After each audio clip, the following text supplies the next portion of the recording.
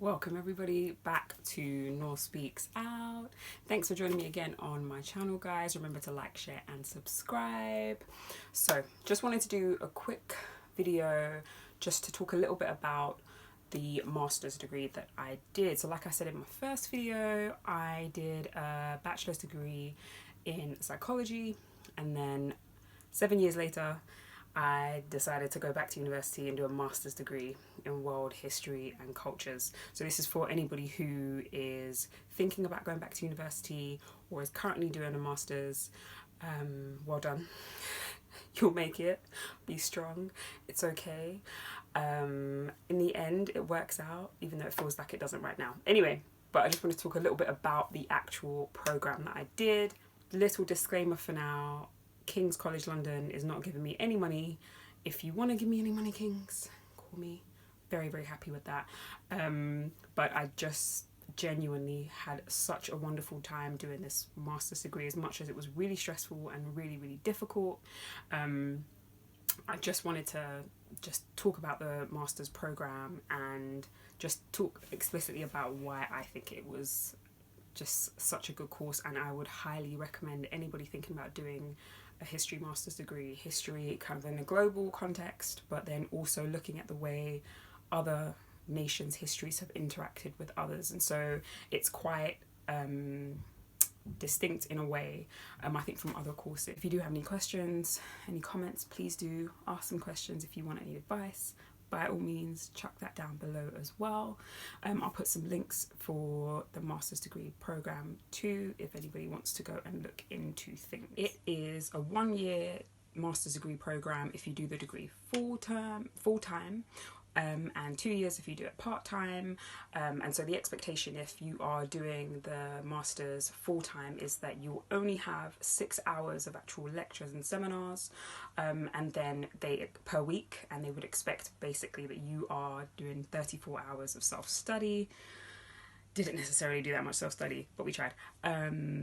And so that's pretty much how the master's program worked. You have very few big lecture modules most of the time, which was quite nice. The classes were really quite small, no more, I would say, than about 15 students in the lesson, and it was really, really good. It was very interactive, and so it was more us doing background reading and then coming to the seminars, to the lectures, really ready to discuss and to debate different historical issues. The program has so many really, really, really interesting modules to choose from. So we study anything from the early period up until present day history, and I looked at the modules I chose were Latin American history, I did modern Chinese history, I didn't actually do any work for this seminar, but I attended the seminar just because I was interested in modern Nigerian history.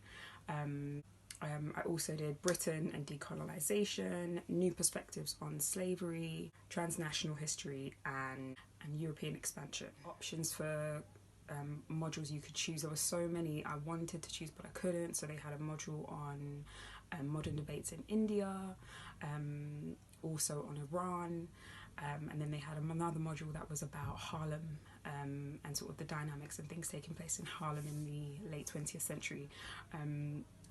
Really, really, and I was like, I just can't, can I do all of them, please?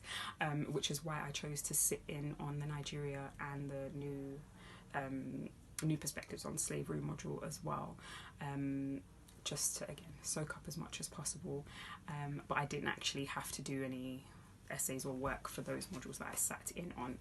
Per term, so 2 terms, you've got three essays that you need to hand in each term, plus 1 final dissertation, which is a topic of your choice completely. So you pick the country that you're interested in studying, the time period, and the topic and the theme for your work. So my dissertation was on Ugandan medical history, and so I was looking at pre-colonial Ugandan medicine for the British colonized Uganda in the 19th century. I'll do another video and talk a little bit more in detail about that. Next, so look out for that video. Highly recommend, if you are thinking about doing any kind of history related master's degree, would highly recommend this module at this master's at King's College London. So good. The teaching is top class. All of the lecturers I had for every module I chose were amazing. Aside from the academic side, of course, the regular student uni life is there. I was 28 when I started the master's program, so I wasn't all that interested in going out and clubbing, but I met some really amazing people as well from all over the world, but also loads of people who were living in London and from London like myself. All of the lecturers on this course were amazing, but the ones that were just extremely helpful, who were unbelievably engaging throughout the whole year. I just thought I'd highlight some of those names. And my supervisor for my dissertation project, Dr. Toby Green, Professor Sarah Slater, who did Britain and Decolonisation, wonderful. Vincent Hirabaran, who was the lecturer on modern Nigerian history. Rebecca Scott, who I mentioned before, did modern Chinese history, wonderful lecturer.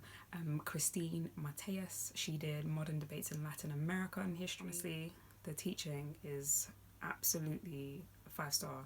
So if you're thinking about going anywhere, doing the history masters, go to King's. Again, they're not paying me any money. I'm just telling you what the truth is, what my truth was anyway. One of the things I would just put out there and suggest for anybody who is currently doing a master's, thinking about doing one, and particularly for those of you who are like me, who completed my first degree in 2011 and had 7-year gap before going back to university. It's really intense, and to some extent quite overwhelming and intimidating, but I would 100% recommend it. But what I would say is take the help. There's so much help available, but maybe you don't necessarily know where to go to find it. Go and seek it out. Don't suffer unnecessarily. So fortunately enough, in my second term of the masters, I sat down, one of my lecturers, I just had like a conversation with her, and I was just letting her know how much I was struggling with the masters.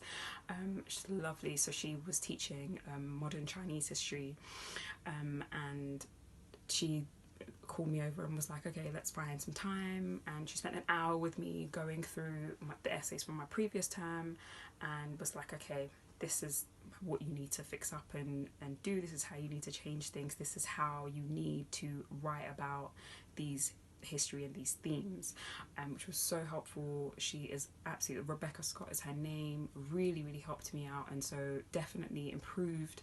I got better grades on all of my essays for my second term, and I definitely think it helped with my dissertation as well. So if you are doing a master's, we pay them big money, so claim the money you're paying for these people. Go get your help. Email whoever you need to email, ask whoever you need to ask, sit down with all of your lecturers if you can, but don't be afraid to ask, and don't suffer in silence just because you feel that you are supposed to be able to deal and handle all that's being thrown at you. It is a lot, and I think especially having left university and been out of formal education and full-time study for such a long time, I really struggled, especially with the level of reading that was expected from us as well. But again, I absolutely enjoyed the course. There is a lot of support at King's as well. You also have access to the universities of London's libraries also, so I spent a whole load of time in SOAS, Birkbeck as well, the British Library too, but you are allowed, if you want to get free library cards and be in those libraries all day, every day. If you want to, you're not able to use the computers, but it's fine. Of course, just bring your laptop. So the resources are there as well to help you massively. So strangely enough, for almost all of the essays I wrote for the masters, I seemed to focus on race or ethnicity. So when we looked at modern Chinese history, I wrote an essay comparing the experience of the Uyghur people and Han Chinese people, and how that changed from the early 20th century and up until the 1940s, and it looks pretty much how or looks a lot like what the Uyghur people are experiencing today in China. I did a similar sort of essay, but I was looking at Black African Colombians versus the experience of Native Americans in Colombia. And so I was looking at the late 19th century and how that changed into the 1930s and then into the 1940s and 50s. And so again, I didn't really notice that that was what I was doing, and it wasn't necessarily on purpose. I didn't think I was all that interested in